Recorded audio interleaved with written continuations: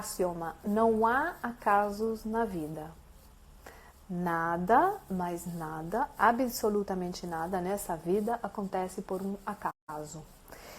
Tudo o que se passa na nossa vida responde a uma ordem inteligente, a uma razão muito profunda, mesmo que a gente, com nossa mente limitada, não consiga enxergar o plano total, o esquema total do plano da vida. Vida com inteligência divina, vida com V maiúsculo. Mas essa ordem existe.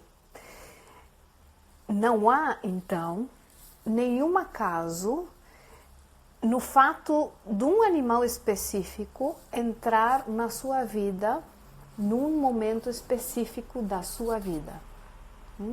Isso, como tudo na vida, responde a essa ordem, a essa lei que sustenta com muita exatidão o que acontece nas nossas vidas sempre, sempre. E aqui eu gostaria de compartilhar com vocês algumas observações que eu vi. Trabalhei com muitas pessoas, que em geral são pessoas, homens e mulheres, né? Muito responsáveis, que trabalham muito, que levam as suas obrigações profissionais muito, muito a sério, que tendem a pensar muito, né? Elas têm trabalhos, né, muito mentais, em geral são profissionais universitários, e toda essa maneira de viver leva eles a viver com muita preocupação a maior quantidade do tempo. Tensão, estresse e preocupação. E o que eu vejo que eles tendem a ter vínculos muito profundos com animais, que eu vejo esse padrão, que são animais leves, em geral são gatos ou cachorros. Muito leves, muito relaxados, muito divertidos, e que com a sua presença treinam, até ensinam as pessoas a isso, a relaxar, a baixar, né, a energia, sair um pouquinho da mente, ficar mais no sentir, no coração, que aprendem a relaxar com seus animais, né? E pessoas que já esse nível de preocupação e estresse começa a aumentar tanto que ficam com muita ansiedade, começa a ter sintomas psicológicos, eu vejo que eles chegam à vida deles animais que são, o que eu falo, mestres de meditação, que habitam dentro desses animais um profundo silêncio, uma profunda equilíbrio energético, que ensinam a meditar. De muitos jeitos. Com a presença física, simplesmente impregnando essa vibração energética no campo, e outros ativamente, né? Chegando perto da pessoa, colocando, né, a pata, o que for, o rabinho, o corpo inteiro, e acalmando eles. Aqui eu tenho um grande exemplo do gato da minha família, não é meu, é de todo mundo, da família, o Benito, que quando eu começo a trabalhar demais, tipo meia-noite, né? Eu estou ainda no computador, preparando uma live, preparando uma aula, ou finalizando algum atendimento. Ele chega perto de mim, mas é um relógio. Ele chega perto de mim, ele senta no meio do computador, e o jeito de falar, pronto, acabou. É hora de relaxar, é hora de meditar, é hora de brincar. E é curioso, porque ele me deixa trabalhar em horário de trabalho, mas chega uma hora da noite que ele marca. Esse é o seu limite. E desse jeito ele me cuida, desse jeito ele está desenvolvendo o propósito e a missão dele. É que esse é um mestre de meditação. Tenho trabalhado com muitos homens que, claro, só pelo fato de ser homem, em geral, eles são até hoje, né? É cada vez menos, mas é uma tendência do homem ser educado no paradigma, na visão de que as emoções são coisas perigosas, as emoções são coisas que um homem deve esconder para ser bom homem, para ser forte, né? Que a viver intensamente e expressar as emoções é uma coisa feminina, que é só do mundo das mulheres, né? Em geral, o grau muda, mas um homem em geral é educado nesse mundo, né? E o que eu vejo assim com muita frequência é que quanto mais durão é o homem, seu animal é mais amoroso, meigo. E o que eu vejo que os homens começam a aceitar nesse vínculo particular, que fora de tudo é seguro, é um vínculo íntimo, né? Ninguém, não tem testemunho. Eles conseguem, nessa intimidade da casa, começar a viver essas emoções, essa expressão do carinho, essa expressão aberta do amor, essa expressão aberta de intimidade e proximidade. Então, os animais, para esses tipos de homens, são os mestres das emoções. E o que acontece é que, como é um vínculo seguro, acontece que esse animal é como se batesse na porta do coração desse homem. Ele não tem jeito mais abrir, de se conectar ele mesmo com a própria amorosidade, viver essa amorosidade nesse vínculo com o animal. E uma vez que essa porta abre, é muito difícil fechá-la. Então, aos pouquinhos, essa emotividade, essa liberdade para amar e expressar esse amor e essa sensibilidade, até essa vulnerabilidade que permitida nesse vínculo com o animal, começa a permear ou aos pouquinhos outros aspectos da vida, outros relacionamentos, e começa uma grande transformação, né? Começa uma grande cura. Então, eu vou contar para vocês um caso que eu tenho permissão para contar com detalhe, porque é até Valéria. Isso é o cachorro Jorgito, não tem nome espanhol, eu vou respeitar, sem traduzir. E ela até gravou um depoimento que aparece na minha conta, se vocês quiserem ouvir em detalhes, contado por ela. Valéria, antes de conhecer o Jorgito, antes de resgatar o Jorgito, ela passou momentos muito difíceis, em que a mãe e o pai morreram, os dois com uns poucos meses de diferença, e os dois morreram com doenças parecidas com a demência, os dois, né? De progressão e deterioro muito difícil de acompanhar. Primeiro foi a mãe e logo foi o pai. O que aconteceu que a Valéria não conseguiu cuidar deles. Ela visitava, ela ficava na periferia dessa experiência com os pais, porque tinham outros irmãos cuidando deles, tinham enfermeiros, e ela então aproveitou essa situação para não entrar fundo nessa questão, nessa experiência, né, de como filha estar perto da morte, perto da dor, perto da doença, perto de todas as coisas que um cuidador precisa estar, né, para sustentar esse lugar de cuidador. Então, na primeira experiência com o pai, ela decidiu não ocupar esse lugar. Logo com a mãe, também não. E se passou essa possibilidade, né? Faleceram os dois pais, ela continuou normalmente com a sua vida, e muito tempo depois, um pouquinho de tempo, menos de um mês, andando pela rua, ela viu o Jorgito na esquina da casa dela, numa noite de inverno muito fria, mas muito, muito fria, com uma chuva terrível, e viu a Jorgito, esse cachorrinho bem pequenininho, velhinho, fraco, doente, e olhou para ele, e o Jorgito olhou para ela, e ela teve um entendimento muito claro de que se ela não pegasse ele nessa hora, ele morria, essa noite. Não tinha amanhã. Não tinha amanhã para Jorgito. Ela pegou. E ela ficou com Jorgito. E Jorgito, então, era um cachorro que estava batalhando para viver. Ele estava lidando com a morte, uma morte muito quase segura, né? Mas ela pegou, ela cuidou e ela enfrentou todos os medos que ela evitou enfrentar e todas as dores que ela tentou evitar com os pais, mas que não dava mais para evitar nesse vínculo com Jorgito.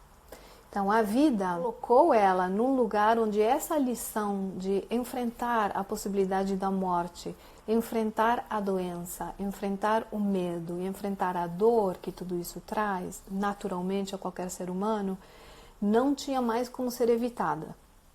Ela conseguia evitar com o pai, ela conseguia evitar com a mãe, mas o Jorgito veio na cara a permitir essa experiência que ela, entendendo a missão do Jorgito na vida dela, conseguiu enfrentar e enfrentar muito bem. Enfrentar muito bem. Ela se fortaleceu, é claro, ela pediu ajuda, ela pegou os recursos que não tinha e não teve na hora de cuidar dos pais, mas é que ela conseguiu muito bem. Então ela ficou e está ficando, porque o Jorgito agora está muito forte, se recuperou, eles estão todos os dias construindo e aprofundando esse relacionamento tão maravilhoso dos dois, mas que a Valéria compreendeu que essa era uma experiência que ela precisava viver para se fortalecer, para amadurecer na vida dela. E que foi o Jorgito o único que conseguiu ela enfrentar o que ela vinha evitando há muito, muito tempo. Então você vê que não há nenhum acaso no fato de um animal específico, esse animal, nessas circunstâncias de vida, como ele é, com a essência desse animal e não outro animal, chegue de um jeito ou outro, né? Que o animal chegue sem você procurar o que você procura intencionalmente, mas que chegue para você e não para qualquer outro ser humano do planeta, num momento específico da sua vida, esse momento e não outro momento específico, num lugar específico e não qualquer outro lugar. Sempre tem uma razão muito, muito profunda ali, para pelo menos ter uma aproximação de qual é esse propósito do seu animal na sua vida, de convidar você a ir para a sua história e lembrar. Eu acho muito interessante fazer esse trabalho escrevendo. Se você tiver chance de pegar uma folha em papel, esse é um trabalho só para você, mas que pode começar hoje, agora, e você continuar aprofundando como e quanto quiser. Eu gostaria de convidar você a fazer algumas perguntas para você mesmo, da sua história. Vamos ir para um momento em que você começou o relacionamento, o vínculo com seu animal.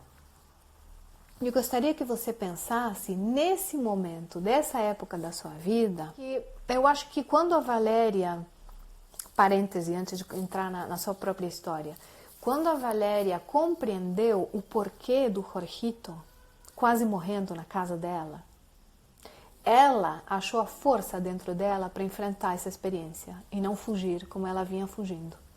Esse foi o sostém. A compreensão do propósito deu para ela a ferramenta para cumprir com a sua obrigação, né? Não só a força para entender o propósito do Jorgito na vida dela, não só a força para fazer o que ela tinha que fazer, né? Enfrentar o que é cuidar de um doente, de uma pessoa, um ser vivo, doente, e enfrentar as próprias dúvidas sobre as capacidades dela de cuidar, que essa era a razão pela qual ela não fazia, senão começar o luto pela perda de seus pais, realmente se colocar em contato com tudo que tinha se passado com os pais dela. Então ela abriu uma dimensão de cura muito importante na vida dela, com as perdas, com a doença, com muita coisa que ela ainda está trabalhando, né? Tudo isso o Jorgito deu para ela com a sua presença nesse momento da vida dos dois. Então, vamos, nesses 15 minutinhos, vamos entrar na história de cada um de vocês? Então, voltamos. A esse momento, vai na sua memória, a esse momento em que você começou a se conectar, entrar em um vínculo com seu animal. Escolhe um. Pode ser o animal que você está convivendo agora, pode ser um vínculo que já não esteja presente na sua vida, mas que você gostaria de aprofundar e compreender. Escolhe esse animal, vamos fazer só com um. E vai lá no momento da sua vida em que vamos ver como você estava nesse momento, quando chegou seu animal na sua vida. Vamos ver três coisinhas aqui. Tenta lembrar como estavam as suas emoções, seu mundo emocional. Como você se sentia em relação a você mesmo? Como você se sentia em relação ao mundo, a seu mundo nesse momento? Como você se sentia em relação às pessoas importantes da sua vida? Qual era o tom emocional desse momento? Pensa um pouquinho e tenta escrever se puder. Agora, vamos para seu mundo mental. Vamos ver, tenta lembrar como você pensava nessa época da vida, quando você entrou em contato com esse animal que você está escolhendo trabalhar agora. Qual eram as suas crenças em relação a você, as suas ideias em relação ao seu mundo, as suas ideias em relação às pessoas importantes da sua vida? Como você pensava o mundo nesse momento? Agora vamos num ponto-chave. Qual era o conflito maior na sua vida nessa época que você entrou em contato com o seu animal, aquele que você escolheu para fazer esse trabalho? Então vamos pensar nos conflitos. Qual era o maior conflito da sua época quando você entrou em contato com este animal que você está fazendo esse trabalho agora? Qual era a sua grande preocupação? Qual era a sua grande fonte de sofrimento? E também de conquista, de celebração. Qual era o grande assunto da sua vida desse momento? Lembra, pensa e escreve um pouquinho. Outro jeito de ver a questão é qual era a grande área de aprendizado pendente, com pendências para você, nesse momento da sua história. E agora vamos pensar um pouquinho no impacto desse vínculo com seu animal. Em que área você foi mais transformado, mais transformada a partir do vínculo com seu animal? De que maneira específica você foi transformado, você foi transformada a partir de tudo que se passou com o vínculo com esse animal? A Valéria ficou mais forte. Ela descobriu a fortaleza dentro dela perante a possibilidade da morte de alguém amado. Ela descobriu o grande medo que ela tinha, a insegurança dela poder cuidar de alguém, de poder suportar a dor de perder alguém. Essa foi a grande transformação que o Jorgito trouxe à vida dela. E você? De que jeito você foi transformado com os aprendizados e todas as experiências que você viveu com o seu animal? Então, essa é a minha visão. Que a intenção da vida, com V maiúsculo, é sempre, sempre, sempre oferecer oportunidades de aprendizado para a nossa vida. Essas oportunidades às vezes não são prazerosas, muito pelo contrário, são muito difíceis, são doloridas, mas elas sempre carregam dentro delas o presente de fortalecimento, o presente de evolução, da nossa consciência. E os animais são os grandes embaixadores dessa intenção da vida, para a gente crescer em consciência e em fortaleza. A minha experiência é que quando a gente compreende especificamente esse propósito, nós conseguimos capitalizá-lo muito melhor, e esse é o convite, então, para cada um reconhecer com cada animal qual é o aprendizado específico que eles vêm nos trazer como um grande presente da vida. como embaixadores da intenção da vida que eles são.